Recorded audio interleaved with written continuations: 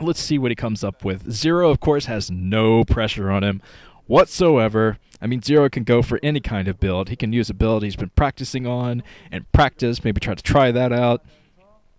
But of course, since he's guaranteed into the round of 8, he doesn't want to reveal his good stuff just yet. He definitely wants to save some good creative builds for the round of 8 for the player he runs into next.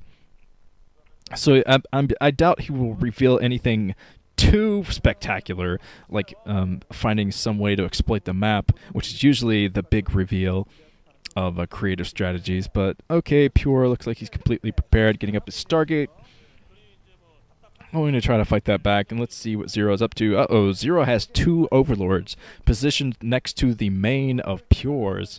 He has them right down here. He's positioning them together, actually. So this could be a slow drop strategy from ZerO.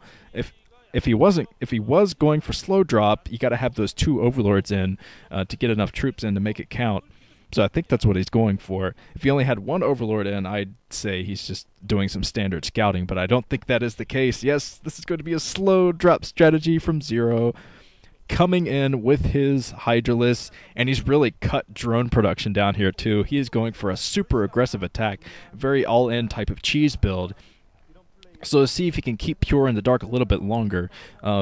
I've seen a lot of Protoss players just completely blindsided by attacks into their main like this. There's a lot of area to cover. Uh-oh, Pure's coming over here now. Pure, he has his scout, but he's running back to the base. Pure, you gotta scout this. So Pure is out with a few Zealots, and these Zealots will actually put on quite a bit of pressure on ZerO as he's trying to get enough troops to put into the Overlords, get them into the main. Okay, Citadel Vadum coming up for Pure. Uh-oh, Pure, he has 1 Corsair out, so he can stop this drop as long as he scouts it. I don't think he scouted it, though, with his Corsair, and he hasn't gotten any kind of a scout on the southern side of his base. So now, ZerO is setting up the research. Just now got done, so now he's filling up his Overlords. He's going to drop everything into the main, just keep ferrying units into that main. And like I said, he's not under a lot of pressure, so he can go for something a little bit faster, in the game a little bit faster. He's saying, I want to go to Subway. I want to get this freaking game over with. So now he drops all of his units into this. The Templar Archives could be sniped, and that could be disastrous for Pure. So let's see if Pure can get the right probe micros, pulling back all of his Zealots. He has 1 cannon coming up at the natural expansion, but I think he can cancel that. Just devote to cannons inside of his main right now, because that is exactly where ZerO is attacking, just into the main. I don't see any breaking of the natural expansion anytime soon. Now ZerO continuously throwing troops in. Pure is actually doing a pretty good job fighting this back, but still, look at the micro, the Hydralisk micro from ZerO fighting this back. I bet that ZerO is actually preparing for a Corsair Reaver build, because that's usually what Protoss players go for on this map, is Corsair Reaver, and that leaves you with very, very few ground troops. But it looks like it worked out in his favor anyway, having a smaller than normal amount of ground troops out there. But now some Dark Templar coming in. Oh, the Dark Templar could be so effective. The Overlords aren't even in position here, so these Dark Templar could definitely clean this up. But I say Pure's got to protect these Dark Templar. He can't keep coming in here, getting them hurt like this.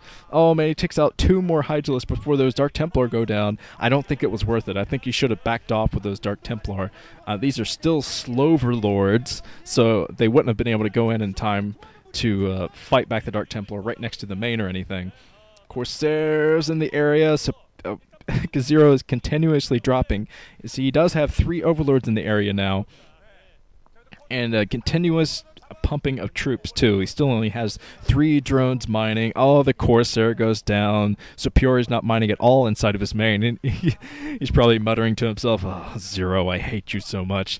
You could have just played a standard game, but now you're just trying to win some favor with the fans." And ZerO's just trying to win his fans over, saying, "Yeah, look at me. I might go 3-0 in this group." I'd say it's very likely at this point too, because he's going to be able to take out this main. There's probably going to be no answer from Pure at this front. He's trying to do a counterattack, which could be smart, but it looks like ZerO has anticipated that, staying there with those Hydralisks.